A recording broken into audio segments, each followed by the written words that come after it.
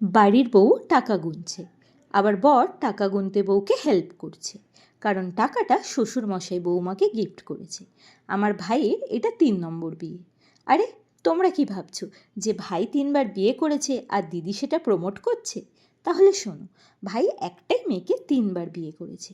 কলেজে পড়াকালীন ভাই আর সায়ন্তীর প্রেম, ওদের ভালোবাসায় টান এত বেড়ে গেছিল যে ওরা দুজনে প্রথমে বিয়ে করে নেয় মন্দিরে। তারপর বাড়ি থেকে সামাজিক রীতিনীতি মেনে সবাইকে নিমন্ত্রণ করে খাইয়ে ওদের আবার বিয়ের ব্যবস্থা করা হয়, মানে যেটাকে বলে সোশ্যাল ম্যারেজ আর কি। এরপর ওরা বছর দুয়েক সংসার করে বুঝে নেয় যে ওরা দুজন দুজনকে সারা জীবন সহ্য করতে পারবে। তাই এবার ওরা বিয়েটাকে আইনত স্বীকৃতি দিতে রাজি হয়। আমি যেখানে আছি সেখানে আইনত বিয়ে হবে না তা কি হতে পারে বলো?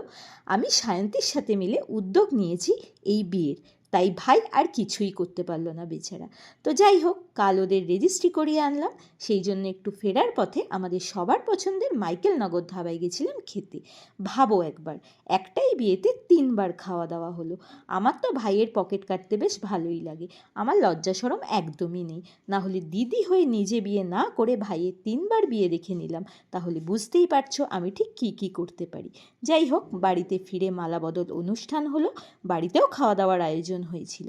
এখন মনে হচ্ছে আরও 2-3বার যদি বিয়ে করানো যেত তাহলে মনটা বেশ ভালো লাগতো, তাই না বলো?